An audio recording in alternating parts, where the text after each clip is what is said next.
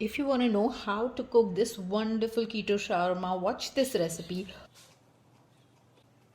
Also, this is the right time to go down below, click the like button, subscribe to my channel and click the notification bell to be notified every time that I add a new recipe. You can see I'm enjoying my food and I can't talk right now. Hi guys, I'm Sonal and welcome to my channel. Today I'm going to show you the recipe of shawarma and this is in my way. So I'm going to pick and choose the ingredients that I like and I'm going to put it together, and this is going to be my favorite way of doing this. I've already shared a few similar recipes of kathi kebab, so you can check those out. I am going to link them in the description as well as on the screen, so please check those out. So let's start off with the marination. Since we're trying to make it shawarma style, I'm going to try to make a roll out of it. So here I have some chicken. This is about 1 kg. There is some chicken breast and chicken thighs. I also have a bunch of spices that I'm going to show you. All right. This is some kefir. So you might be knowing that I make kefir at home regularly and it has more probiotic culture than yogurt would have.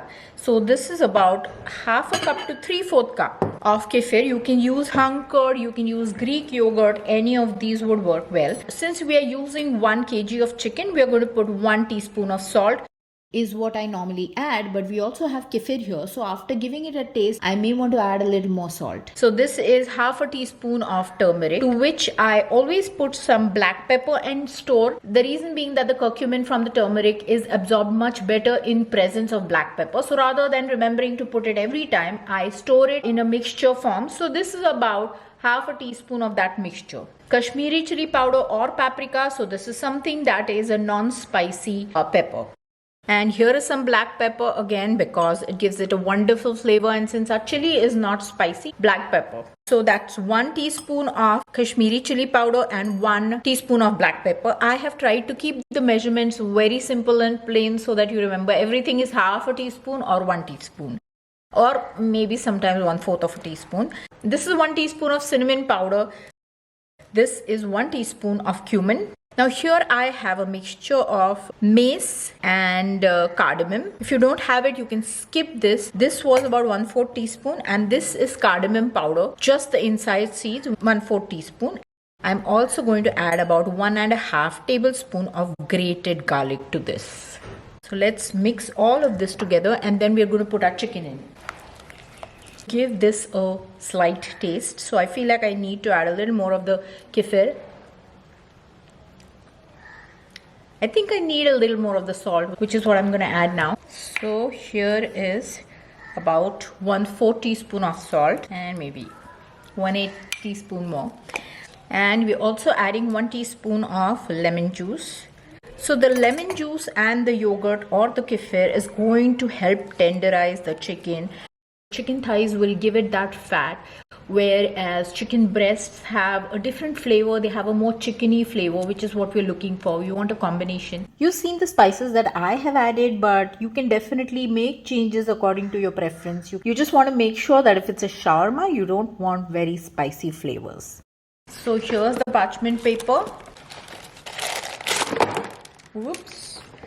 So way to go. I think I ran out of parchment paper. Yeah, I did. So I'm going to have to use aluminium foil. Luckily for me, I have a lot of aluminium foil.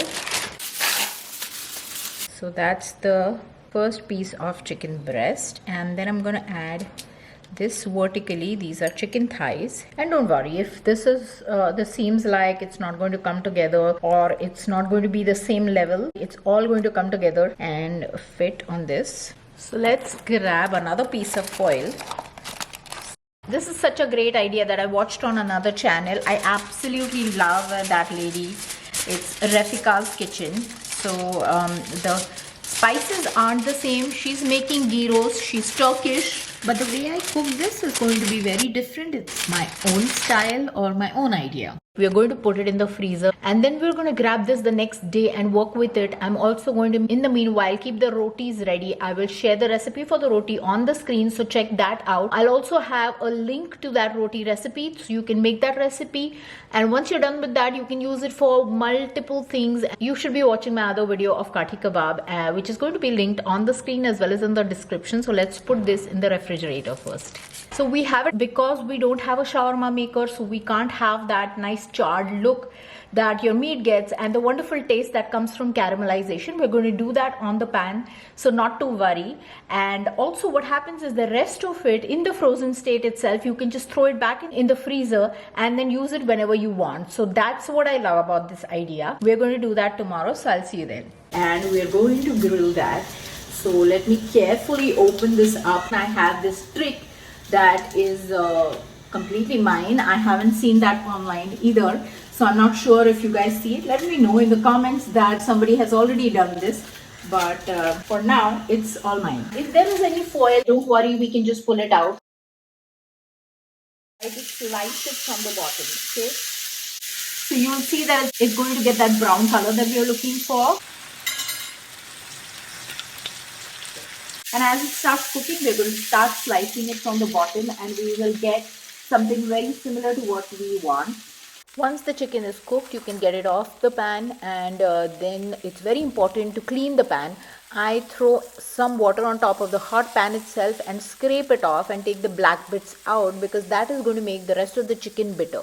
So here my chicken is cooked, I'm taking it out and you'll see me cleaning the pan.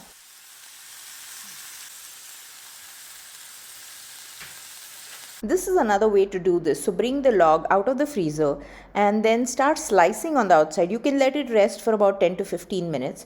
And that chicken you can cook on the pan the way I'm doing. But I really prefer the previous method. But this is something completely doable too. We have our brine already heated. Here I'm making some pickled carrot. So our chicken is ready. We're going to assemble it and I'll show it to you how we put it together. Also here is the leftover log, which you can put in a plastic bag and put it back in the freezer, or you can put it in a box. Either way, you can even cut it into two, which makes it easier to store, also to handle. So I hope you guys have liked it. Let's go ahead and assemble this. So I also want to show you the kubj or the roti or the flat bread that is used to make this roll. So let's start off with that. I have made a keto version. This is that roti that I've made. So it's a keto coconut roti and it's my recipe. You will see it on my channel. I'm going to share the recipe on the screen here somewhere, or also in the description, so check that out. I have some pickled chilies that I've pickled myself, so that's the jar. I'm taking a shortcut now. This is my garlic paste. So they normally add a garlic mayo, essentially just mayonnaise made from loads of garlic, and I'm going to try to make that someday, which I will share with you. But what I'm doing here is I'm just putting the paste here and I'm going to add my mayonnaise. To that we're going to start adding the salad.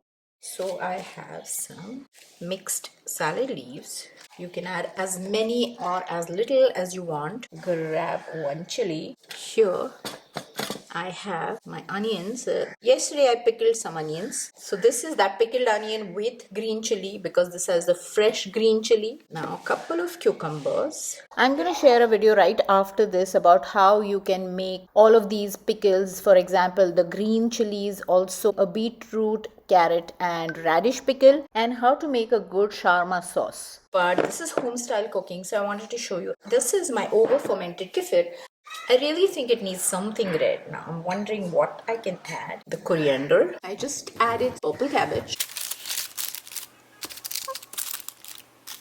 I don't want to dirty my hands. I'm thinking I'm going to have to pull towards you and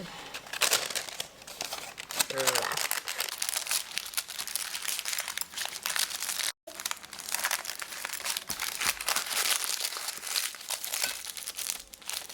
And this, my friends, is deliciousness. Onion relish. And look at that. And guess what I forgot to add? Trust me to do something like this all the time. And that's why I am extremely grateful that you guys still stick by me and watch my recipes. This is the carrot. So I'm going to serve it on the side. Don't you worry about that. And I'm like going on thinking, do I have something orange or red in color to add? And how ridiculous is that? But anyway, and I'm going to take a bite now.